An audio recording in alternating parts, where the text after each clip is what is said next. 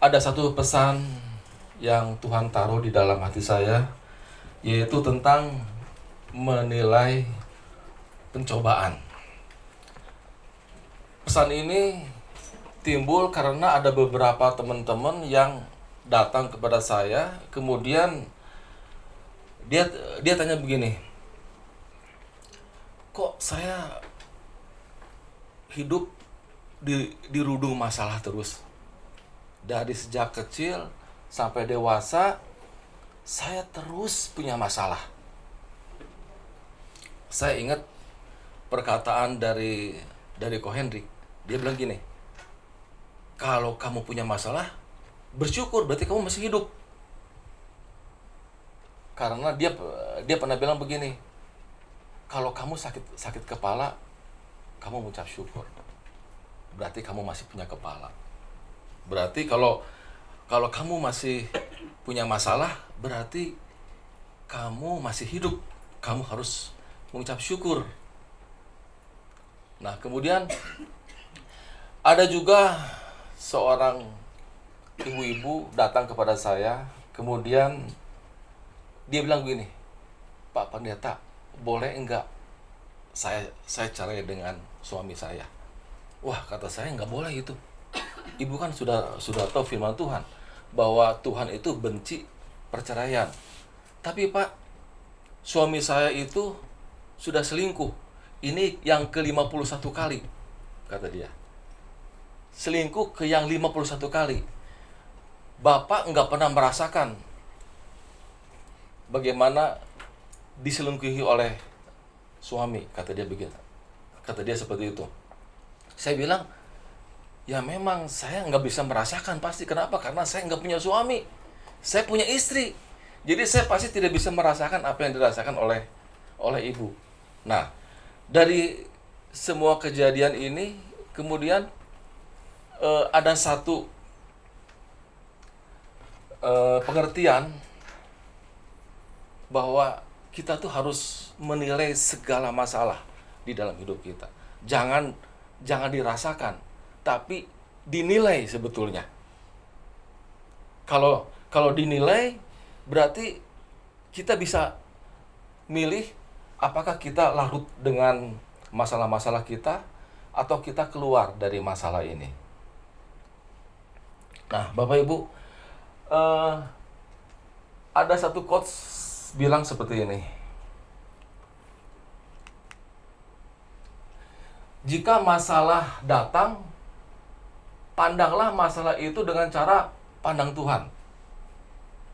Jangan dengan cara pandang manusia. Jadi kalau masalah datang, kita harus melihat masalah itu dengan cara pandang Tuhan, bukan dengan cara pandang kita sebagai manusia. Kemarin Budi menyampaikan bagus, ya, dia bilang begini, kalau kita fokus kepada Tuhan, maka semakin lama Tuhan itu semakin terang dan semakin jelas di dalam hidup kita. Tapi kalau kita fokus kepada masalah, Tuhannya samar-samar, semakin lama masalah itu semakin jelas dan semakin nyata di dalam hidup kita.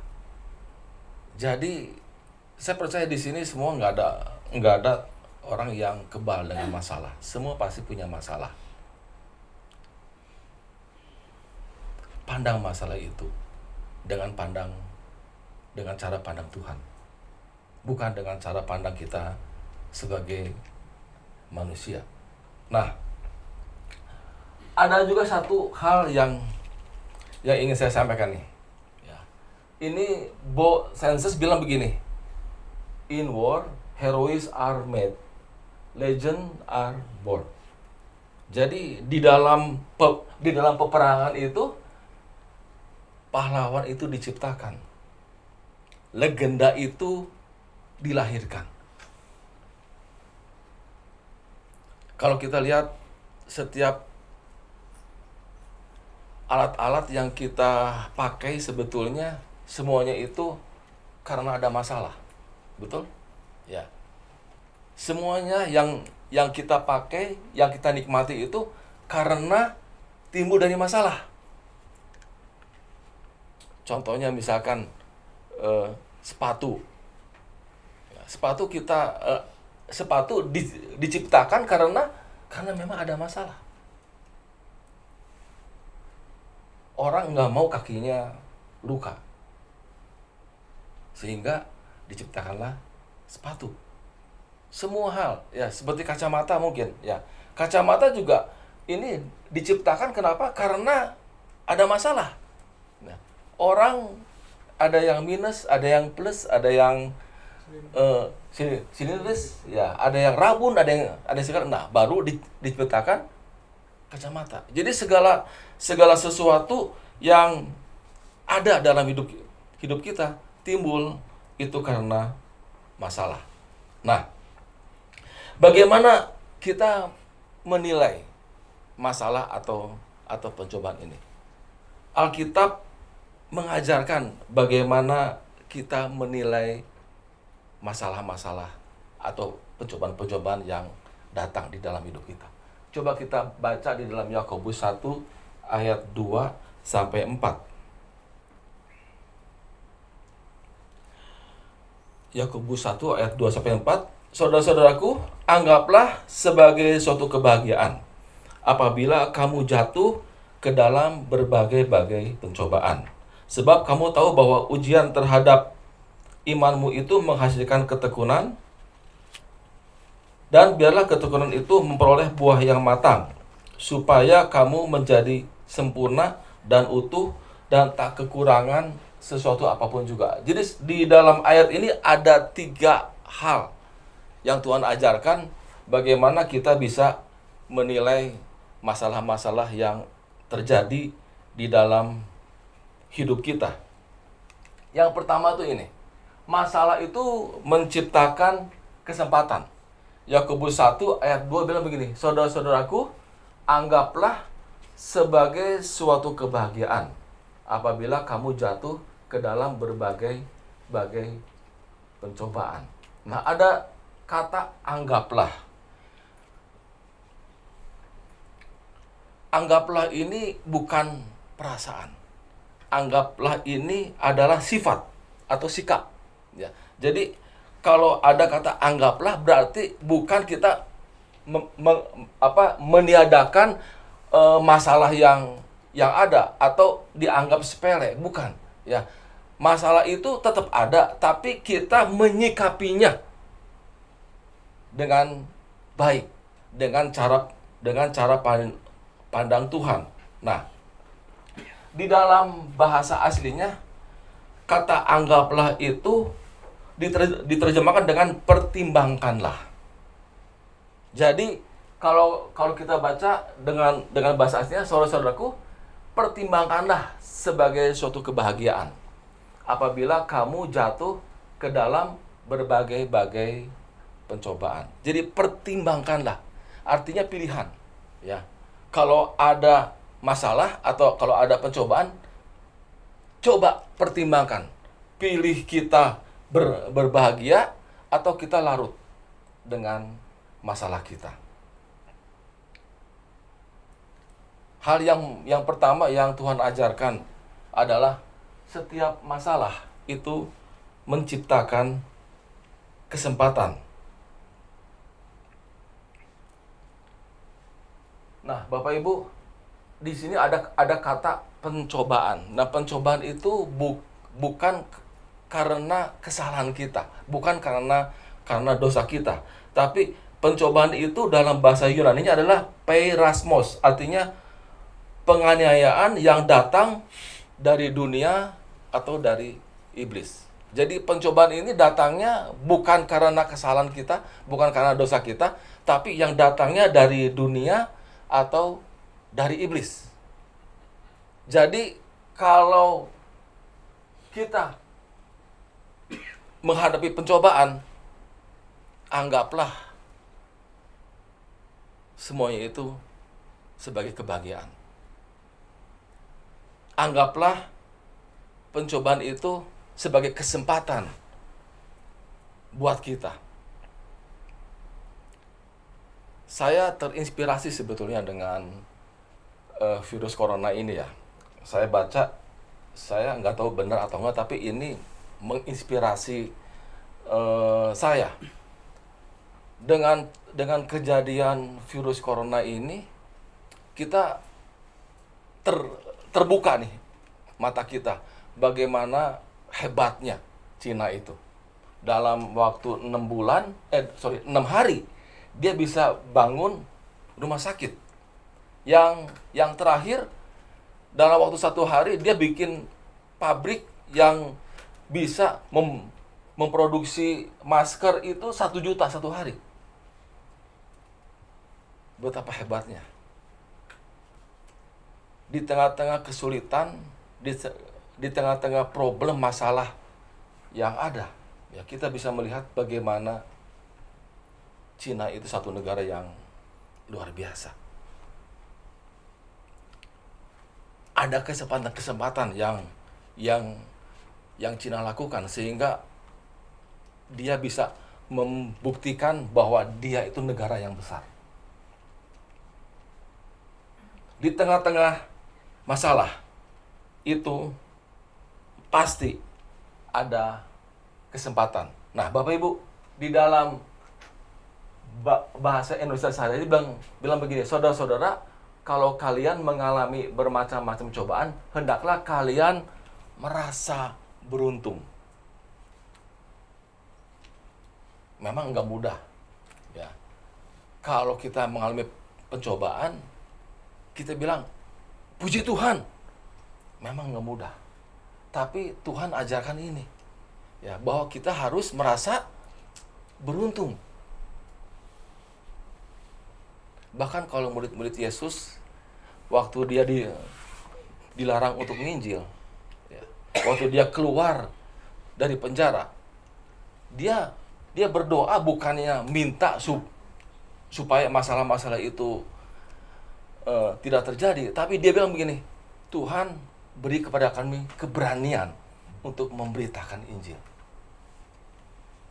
Jadi kalau masalah datang, sebetulnya kita harusnya bilang, Tuhan beri kekuatan kepada saya supaya saya bisa melewati masalah-masalah ini, supaya saya bisa menang dengan masalah-masalah ini. Saya punya pengalaman. Istri saya itu sakit tiroid, ya. Waktu itu dokter bilang, kamu dalam waktu 3 bulan harus dioperasi. Kalau nggak dioperasi, tiroidnya semakin lama semakin besar, kemudian akan menyumbat jalan pernapasan kamu, sehingga kamu nanti tidak bisa bernafas, ya. Kamu nanti akan menderita hidupnya. Tapi istri saya bilang gini, dok, saya takut operasi. Kenapa? Karena di leher. Ya.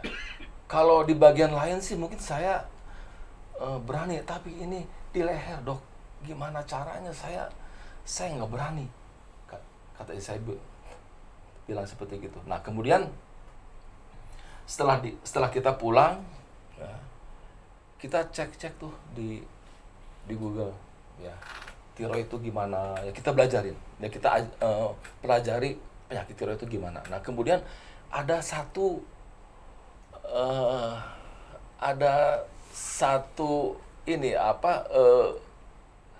ramuan jamu, ya, yang itu katanya bisa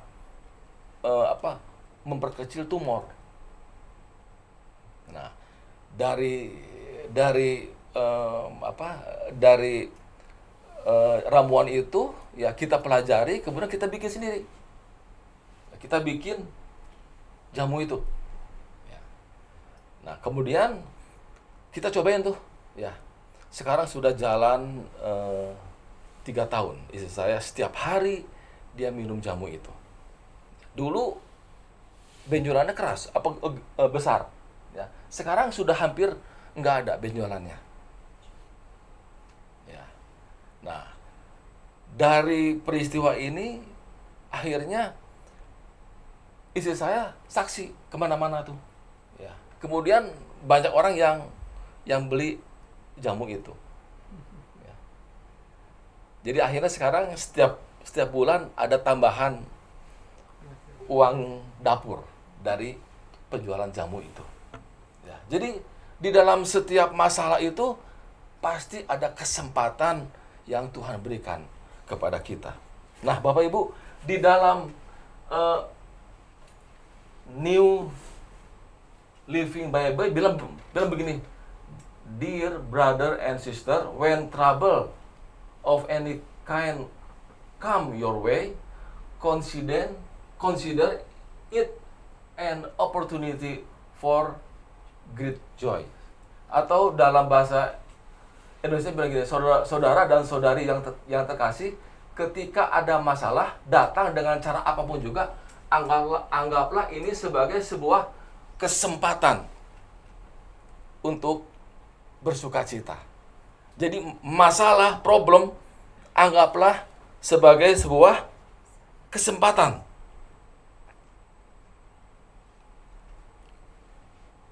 Memang di setiap kesempatan ada kesulitan, tapi di setiap kesulitan itu pasti ada kesempatan.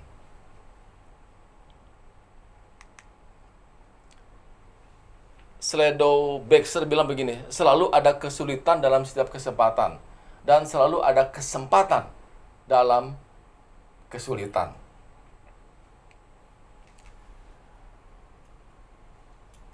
Winston Churchill bilang begini, seorang pesimis melihat kesulitan di setiap kesempatan.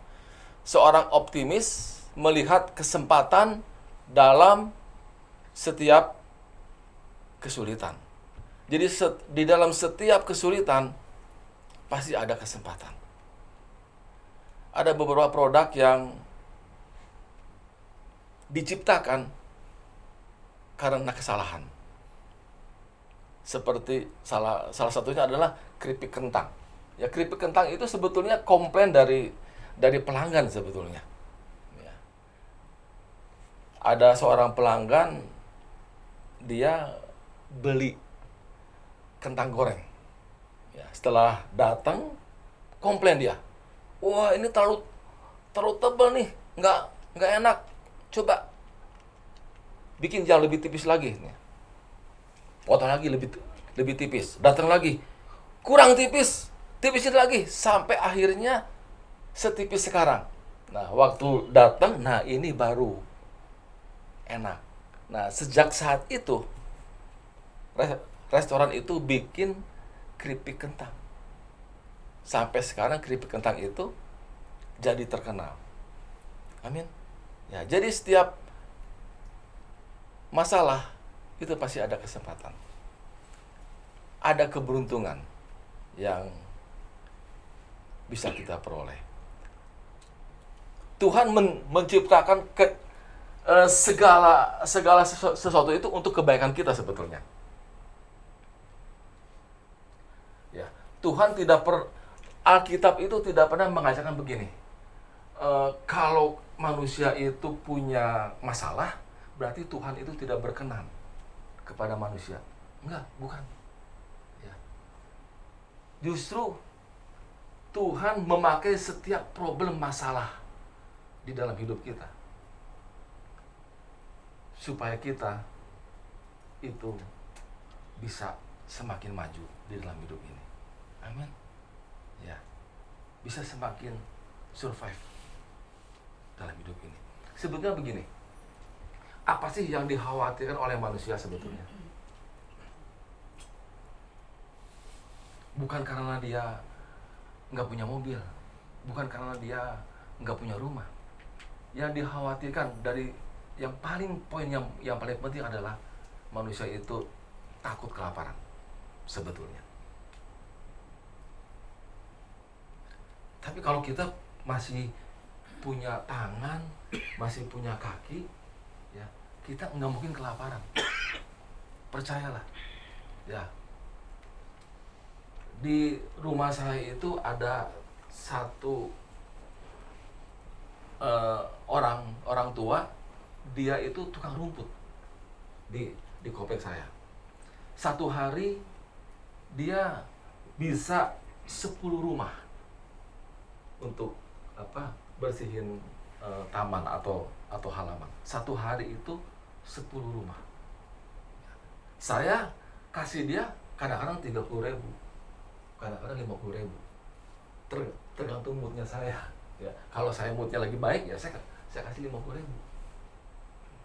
Itu cuman setengah jam, cuma 1 jam paling. Kadang-kadang setengah jam selesai dia. Bayangin, ya, kalau satu hari 10, kalau semua orang kasih misalkan 20.000 aja, sehari itu 200.000 loh. Sebulan itu 6 juta. Itu hanya kerjaan sebagai tukang rumput. Amin. Ya, jadi sebetulnya di dalam setiap masalah itu pasti ada kesempatan. Selama kita masih punya kaki, masih punya tangan, masih sempurna, ya, kita pasti bisa makan. Amin. Ya. Nah, itu hal yang pertama. Hal yang kedua adalah masalah membuat kita bertumbuh dalam iman. Di dalam ayat 3 dikata begini, sebab kamu tahu bahwa ujian terhadap imanmu itu menghasilkan ketekunan. Alkitab mengajarkan bahwa pencobaan itu adalah ujian. Pencobaan itu bukan masalah. Pencobaan itu bukan kesulitan di dalam hidup kita, tapi ujian iman.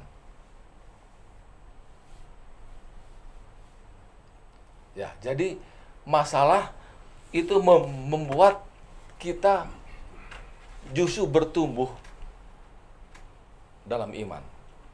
Pernah dengar nggak cerita seseorang bisa loncat setinggi 2 meter karena dikejar anjing? Ya, pernah dengar kan? Ya, kenapa itu?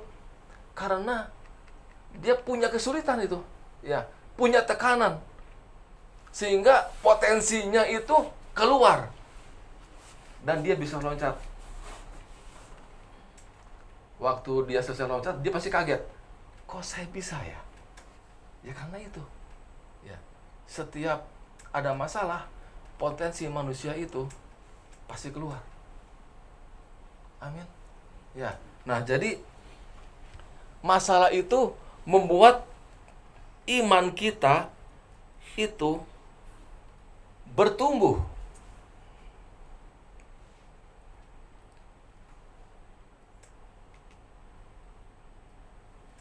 The Message Bible bilang begini, you know that under pressure, your faith life is forced into the open and show it through colors.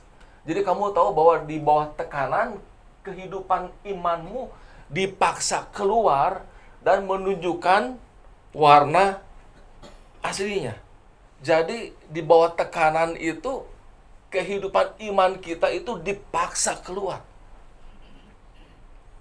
Kalau kita nggak dapat problem, sebetulnya kita nggak bisa bertumbuh. Ya, kalau di dalam hidup kita aman-aman aja nih, ya, justru iman kita semakin lama semakin lemah. Malah kita mungkin tidak bergantung kepada Tuhan lagi. Mungkin kita nggak percaya kepada Tuhan.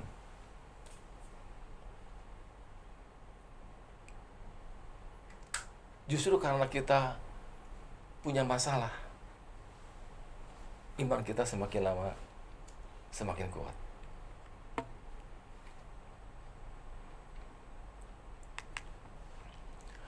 Ini ada satu pohon korma nih. Ya. Pohon korma itu tumbuhnya di padang pasir. Ya. Cuacanya ekstrim. Pohon korma ini satu-satunya pohon yang bisa bertahan tumbuh di padang pasir.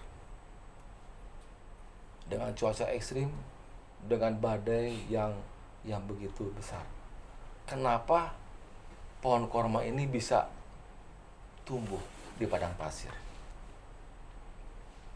Karena dia punya akar yang kuat. Bagaimana cara pohon korma itu tumbuh? Yang pertama-tama tumbuh dari biji pohon korma itu bukan tunas, tapi akarnya. Akarnya itu mencari sumber air.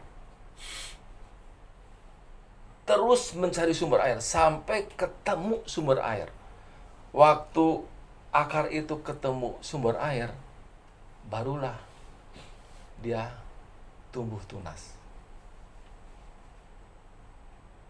Amin. Ya. Nah, kehidupan orang percaya itu sebetulnya seperti pohon korma. Kalau kita semakin lama berakar semakin dalam di dalam Tuhan Yesus, badai apapun juga sebetulnya tidak akan membuat kita jatuh. Sesulit apapun juga hidup kita, kita tidak mungkin sampai kita jatuh tergeletak. Enggak. Kenapa? Karena kita punya sumber air kehidupan. Amin. Ya.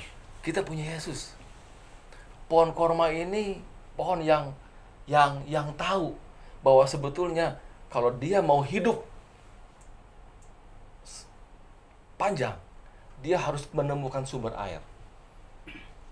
Kita pun sama.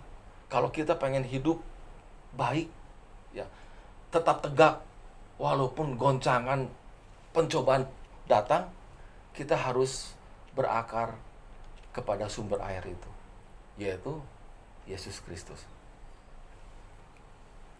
Mazmur bilang begini, Mazmur 92 ayat 13, orang benar akan bertunas seperti pohon korma. Orang benar itu akan bertunas seperti pohon korma. Kita ini orang benar.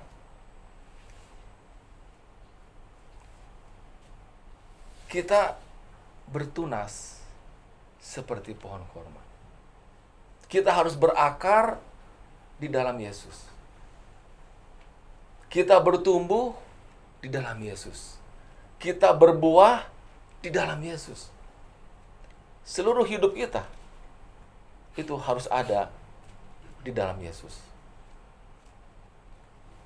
Baru kita bisa kuat menghadapi segala cobaan di dalam hidup ini. Ke depan bukan masalah yang ringan. Kemarin saya baru dapat satu artikel tahun 2020 Indonesia akan memakai 4G. Handphone yang kita pakai ini masih 5G.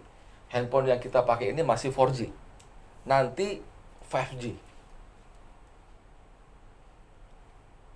Kemudian saya baca satu artikel bahwa dengan kemajuan teknologi yang semakin canggih ini, problem manusia semakin lama semakin besar. Problem gereja semakin lama semakin besar.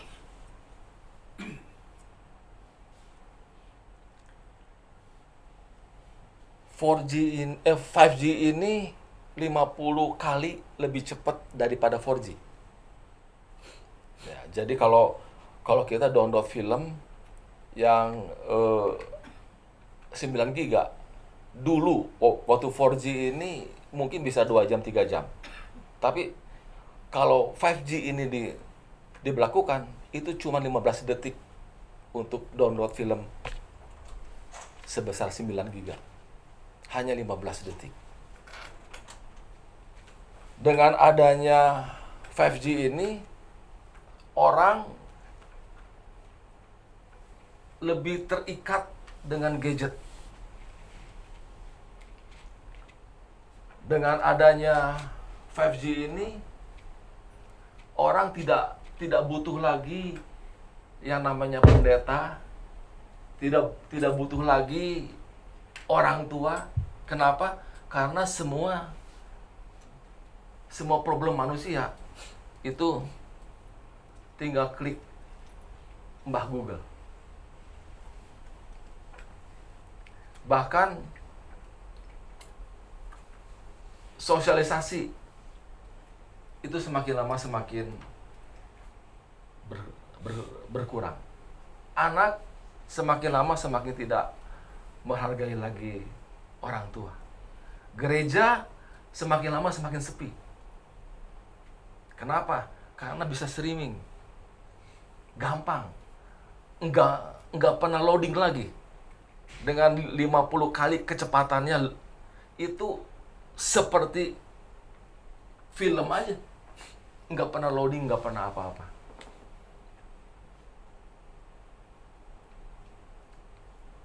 Kalau kita enggak berakar di dalam Yesus, kita akan hanyut dengan dunia ini. Saya mengucap syukur dengan tema tahun ini sebetulnya. Sangat-sangat mengucap syukur. Ya, kita hidup dipimpin oleh Roh Kudus. Ya, memang kita harus hidup dipimpin oleh Roh Kudus. Setiap hari kita harus dipimpin oleh Roh Kudus. Setiap hari kita harus minta pengurapan dari Tuhan. Enggak mudah ke depan ini. Kemarin kita baru ngobrol dengan Pak Lukas. Teman kita uangnya 4M nggak bisa ditarik lagi. Nggak mudah loh. Ya mungkin kalau 40.000 atau 400.000 sih ya mungkin kita bisa merem. Ini 4 miliar loh. Ke depan ekonomi menurut teman saya ini semakin lama bukannya semakin bagus. Semakin lama semakin berat. Ada banyak asuransi reksadana yang ditutup oleh OJK.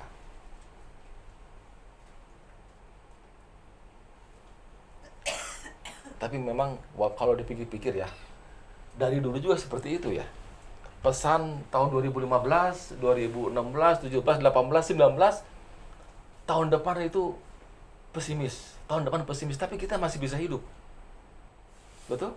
Ya kita masih ada sekarang. Ya, tidak kekurangan sesuatu apapun juga. Kenapa? Karena memang kita berakar di dalam Yesus. Amin. Ya, hidup kita bukan ditentukan oleh hal-hal seperti itu. Hidup kita karena Yesus. Karena kita punya air kehidupan lah, maka kita boleh ada sampai saat ini. Dan untuk kedepannya juga, kalau kita tetap ada di dalam Yesus, ya, kita tidak perlu khawatir. Amin. Ya, kenapa? Karena di dalam setiap masalah, semakin lama iman kita semakin kuat, semakin kuat. Amin. Ya. Nah, hal yang terakhir, masalah membuat hidup kita itu berbuah. Yakobus 1 ayat 4 bilang begini, dan biarkanlah ketekunan itu memperoleh buah yang matang, supaya kamu menjadi sempurna dan utuh dan tak kekurangan sesuatu apapun juga. Biarlah kegigihan kita itu memperoleh buah yang matang, supaya kamu menjadi sempurna dan utuh dan tak kekurangan sesuatu apapun juga. Biarlah kegigihan kita ini memperoleh buah. Sebetulnya ini tujuan Tuhan sebetulnya. Tujuan Tuhan mengizinkan kita menghadapi masalah. Supaya apa? Supaya kita sempurna dan utuh dan tak kekurangan suatu apapun juga sebetulnya. Itu sebetulnya tujuan Tuhan. Jadi kalau dapat masalah bukannya kita sedih, larut dengan dengan kesedihan. Bukan. Tapi justru dengan kita punya masalah, nah, kita bisa berbuah.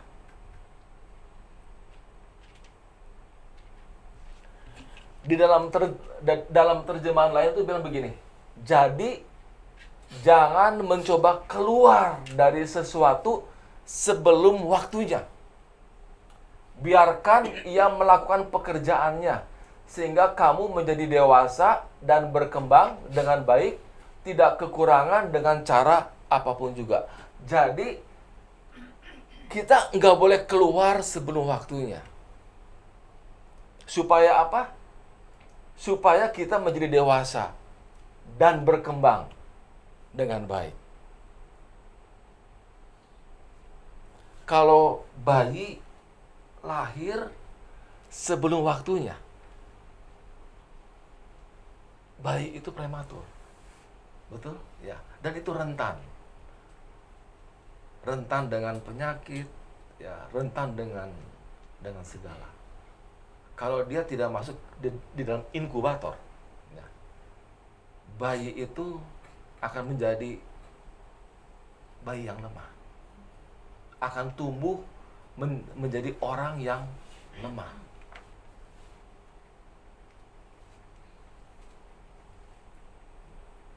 Itulah sebabnya kalau kita dapat masalah, kita jangan bilang, Tuhan, lalukan masalah ini. Tapi kita harus berdoa, Tuhan, beri kekuatan kepada saya, Tuhan, supaya saya bisa menanggung semua masalah ini.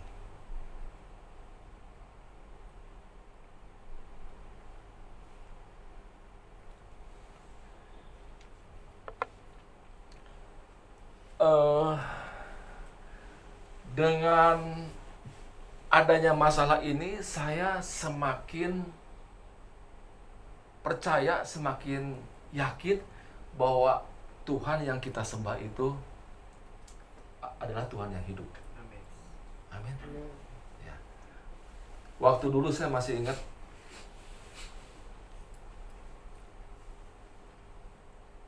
waktu istri saya sakit, ya, dia sakit ginjal, ya. Sekali lagi, karena kita nggak punya biaya untuk masuk rumah sakit, ya. Jadi akhirnya kita cuman berdoa aja. Kita di rumah, ya, kita nyanyi, kita doa. Sampai keluarga istri saya, waktu dia nengok, dia bilang begini, orang Kristen tuh gila. Ya, kenapa? Orang sakit dinyanyiin katanya. Bukannya dibawa ke dokter atau bukannya diobatin, tapi justru kita ambil gitar, kita nyanyi. Tapi disinilah saya melihat bahwa Tuhan yang kita sembah itu Tuhan yang ajaib. Setelah kita nyanyi, ya, setelah kita doakan, malamnya istri saya itu buang air kecil.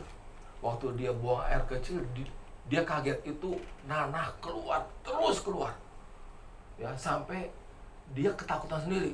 Pah, tolong, ini kenapa? Kok kencing saya nanah semua? Ya.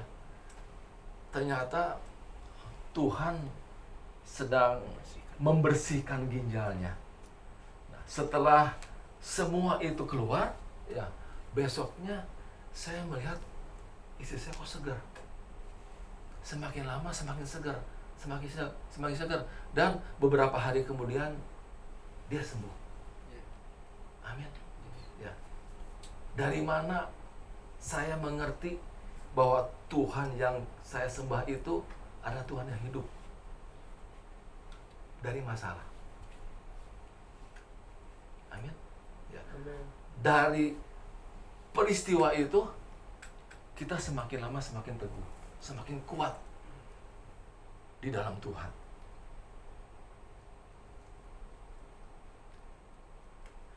Saya masih ingat dulu istri saya,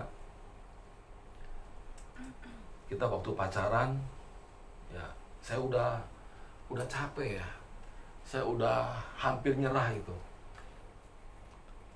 karena istri saya itu dia kan dari Muslim, ya. Waktu kita pacaran itu kita banyak tantangan, banyak problem, ya. Orang tuanya nggak setuju istri saya itu hubungan dengan saya. Kemudian dibawalah istri saya ke seorang dukun, dia bawa malam-malam, katanya jam 12 malam dibawa ke dukun sambil bawa foto saya. Waktu itu foto saya ditaruh di baskom, ya. Kemudian dukunnya itu merapal, dia pakai ajian apapun juga sampai 2 jam, sampai keluar keringat, ya. Dan dukun itu nggak bisa tembus, katanya, ya. Ini orang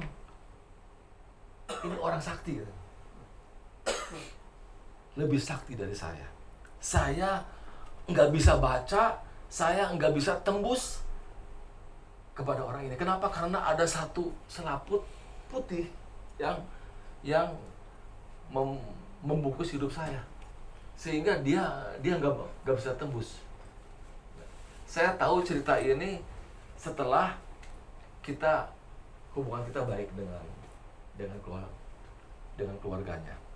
Nah, dari situ saya semakin yakin bahwa Tuhan itu sungguh dahsyat. Amin. Yesus kita itu sungguh dahsyat. Saya juga nggak ngerti ya, waktu saya datang ke rumah calon istri saya, terus saya disuruh minumnya harus dari botol. Saya juga bingung, kenapa kok minumnya dari botol? Nah, botolnya ada kembangnya lagi, ya. Kemudian saya disuruh mandi, dilihat baknya banyak kembangnya. Pikir saya dulu itu supaya airnya wangi. Ternyata enggak. Semua air itu dari dukun. Tapi puji Tuhannya, saya enggak merasakan bulu kuduknya merinding atau gimana, enggak. Santai-santai aja. Enggak ada apapun juga yang saya rasakan, kok ini ada yang aneh. Enggak. Ya, kenapa itu? Karena memang Tuhan melindungi kita. Amin. Ya, karena Yesus yang kita sembah itu adalah Yesus yang ajaib. Dia hidup di dalam hidup kita. Nah, sehingga setiap problem masalah ini membuktikan bahwa Allah yang kita sembah itu Allah yang penuh dengan kuasa. Nah, dari sejak itulah saya semakin teguh bahwa saya nggak salah ikut Tuhan. Dan istri saya pun sejak saat itu, tadinya kita mau putus baik-baik. Sejak saat itu dia tambah yakin kepada imannya. Dia tambah yakin bahwa benar Yesus itu adalah Tuhan. Jadi apapun juga masalah yang dia hadapi, sampai dia diusir dari rumah, ya, kos selama 9 bulan, ya, dia enggak merasa takut atau khawatir apapun juga. Kenapa? Karena memang Yesus itu sungguh luar biasa. Amin. Ya, nah jadi jangan mencoba keluar dari sesuatu sebelum waktunya. Waktu kita ada di dalam pencobaan, ya, kita jangan buru-buru keluar. Karena setiap pencobaan, setiap ujian itu pasti membuat level kita semakin lama semakin naik.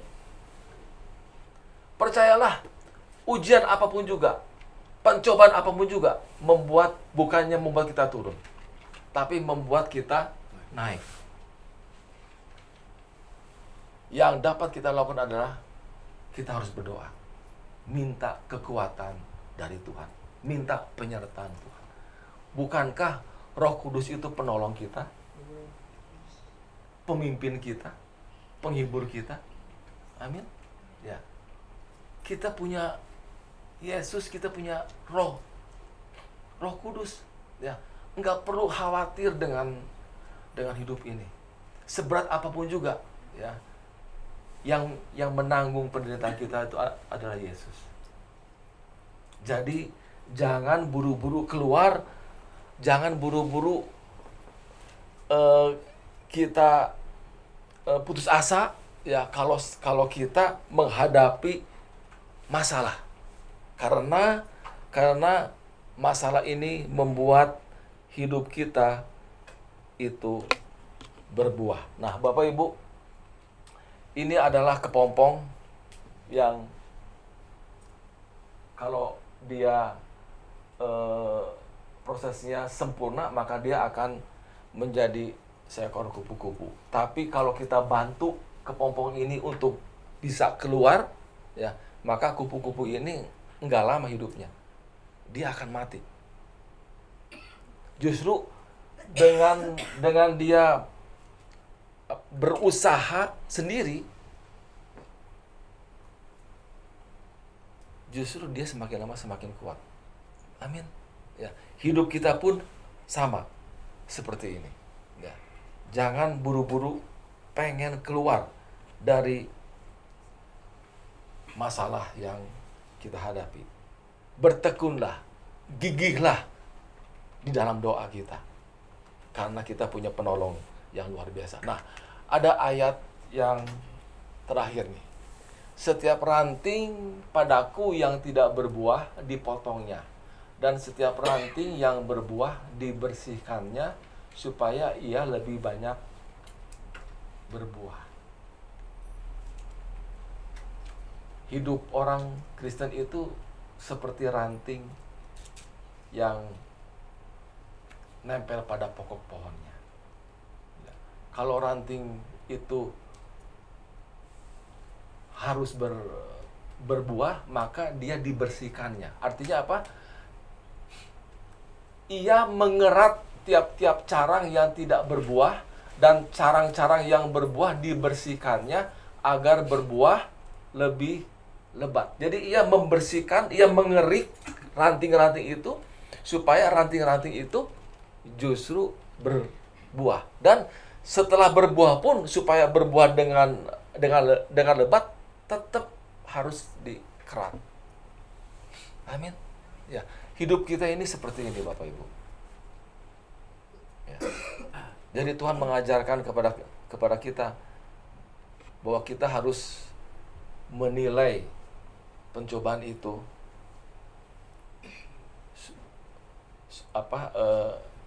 membuat kita tumbuh, membuat kita berbuah, membuat kita kuat di dalam hidup ini. Amin.